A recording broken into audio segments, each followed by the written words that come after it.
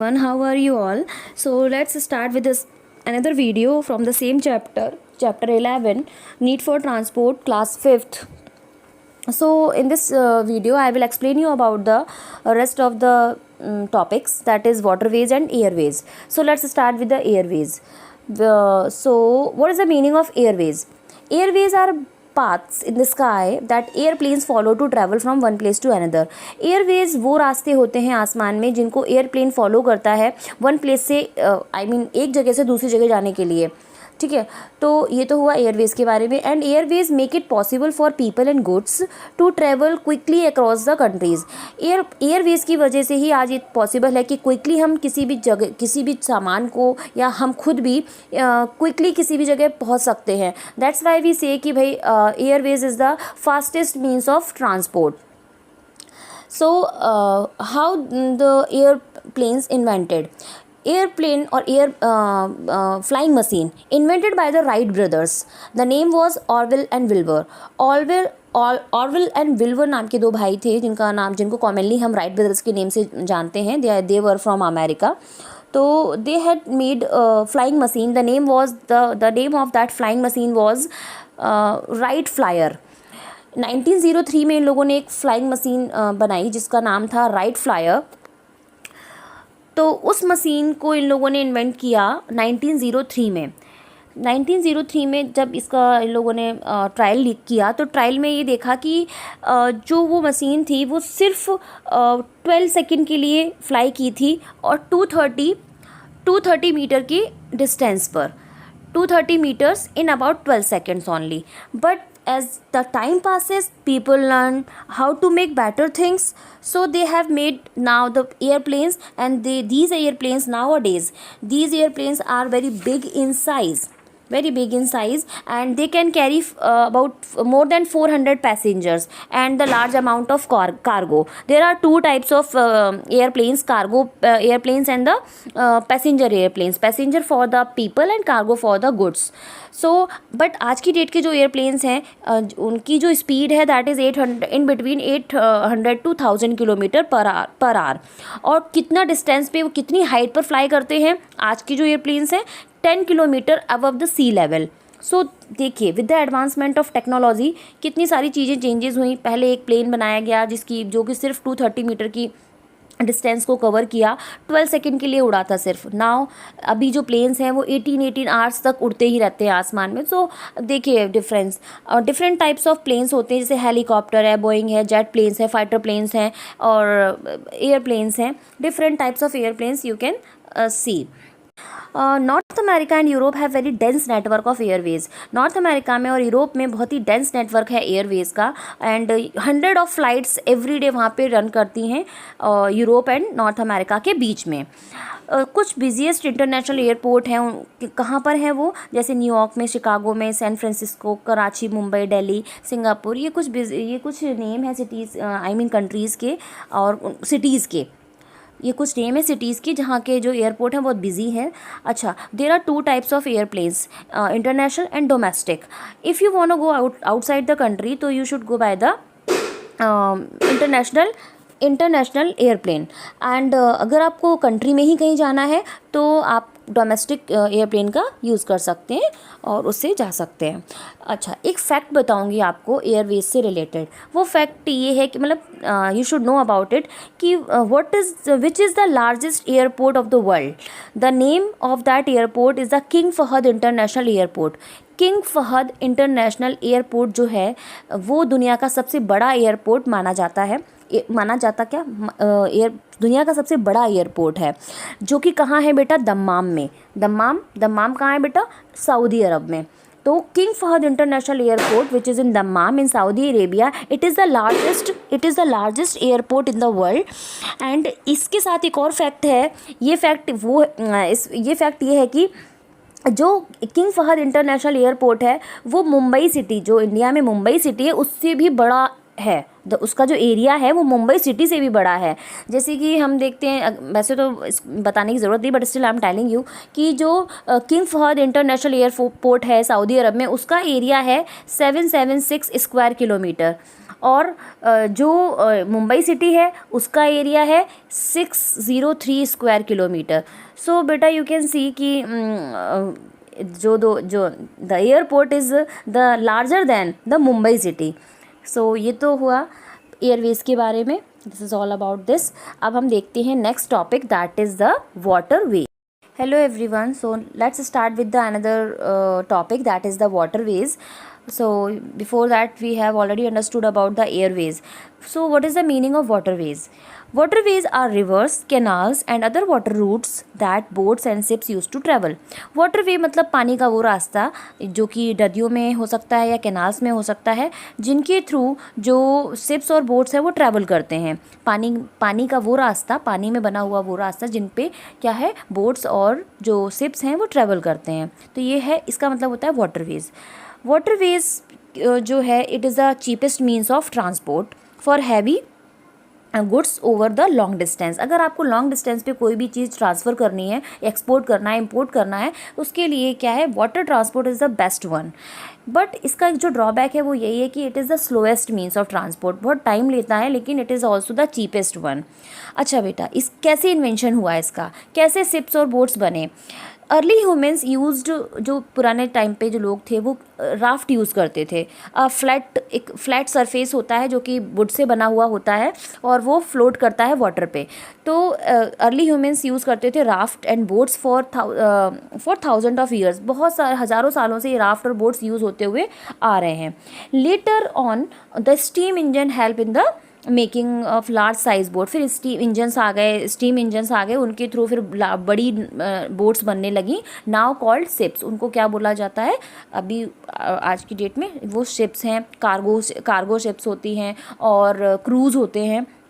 तो अब इस टाइप की जो है एडवांसमेंट की वजह से, with the help of the technological advancement सारी चीज़ें आ गई हैं और आज की डेट में हमारे पास बहुत बड़े बड़े huge size of the ships हैं और कार्गो शिप्स हैं, cargo ship and the cruise also. So इसका इन्वेंशन हुआ कैसे?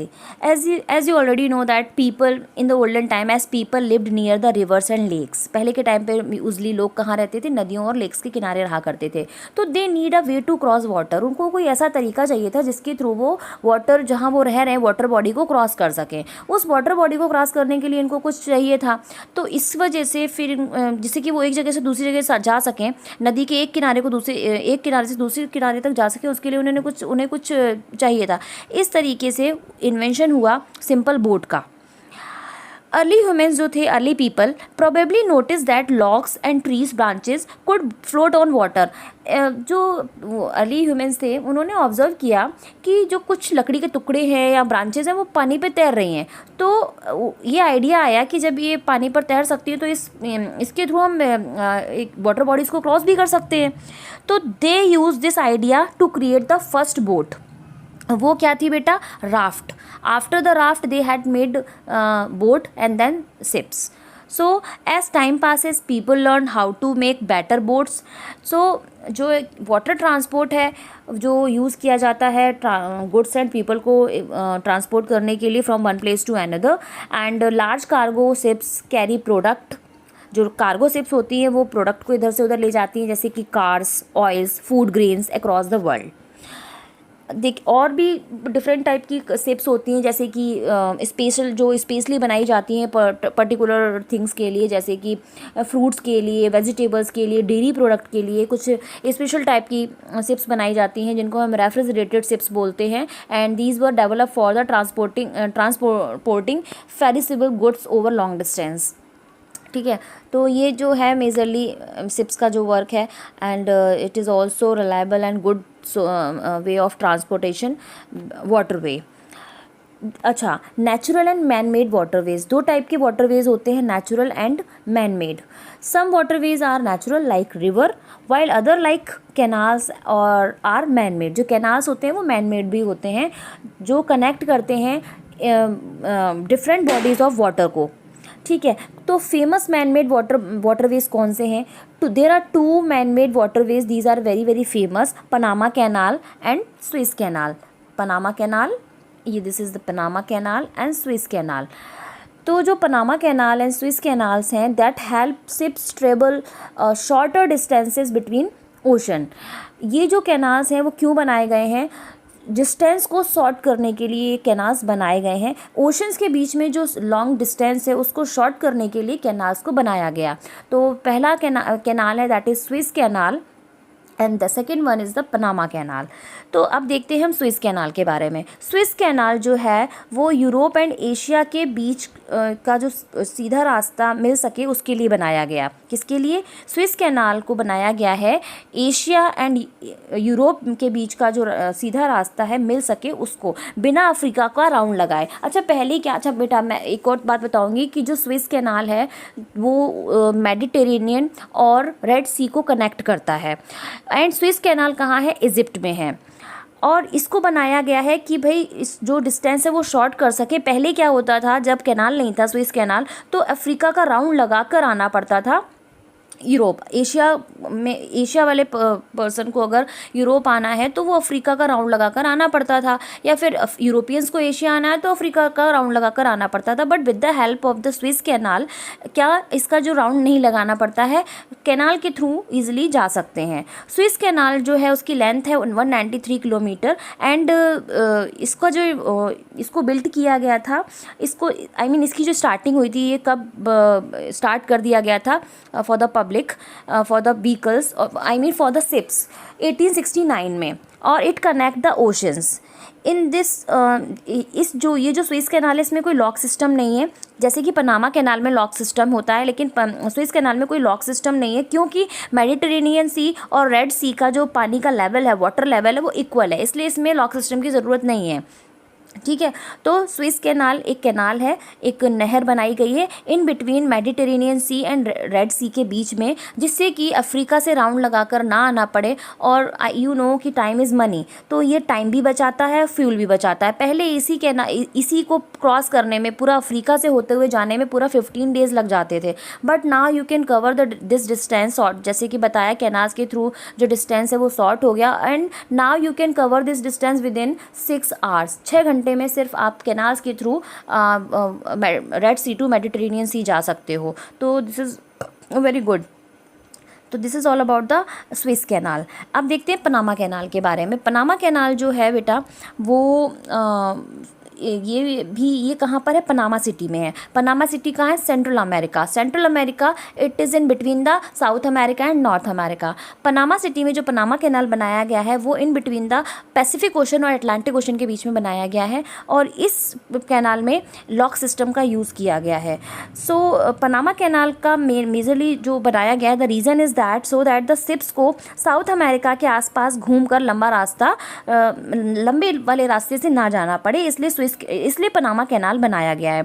इसकी जो लेंथ है वो 80 किलोमीटर जो लेंथ है, और इसमें लॉक सिस्टम का यूज़ हुआ है, क्योंकि इसमें जो वाटर का जो लेवल है पैसिफिक ओशन और अटलांटिक ओशन का, वो बेटा लेवल के लेवल को अप डाउन करते हैं। पानी के लेवल को अप डाउन, जो लॉक सिस्टम है वो पानी के लेवल को अप डाउन करता है। शिप अगर डाउन है तो पानी का लेवल ऊपर आएगा तो शिप ऊपर आ जाएगी, और पानी का लेवल अगर डाउन है, अप ज़्यादा है, तो पानी को डाउन कर दिया जाएगा और लेवल पर लाकर शिप को ओशंस में फ्लो आउट कर दिया जाएगा। ठीक है ना। सो ये जो कैनाल्स हैं वो वर्ल्ड के सबसे ज़रूरी वाटर ट्रेड रूट्स हैं, ट्रेड रूट्स में से एक हैं Panama canal and Swiss canal. So this is all about the canals. And हाँ, स्विस कैनाल जो था वो बना था, स्टार्ट किया गया था 1869 में, एंड पनामा कैनाल स्टार्ट किया गया था 1914 में, and it is in USA। और जो स्विस कैनाल है it is in Egypt. So this is all about the waterways. So now the chapter has finished, and the next video I will tell you about the exercise of the same chapter 11, need for transport. Okay, so thank you.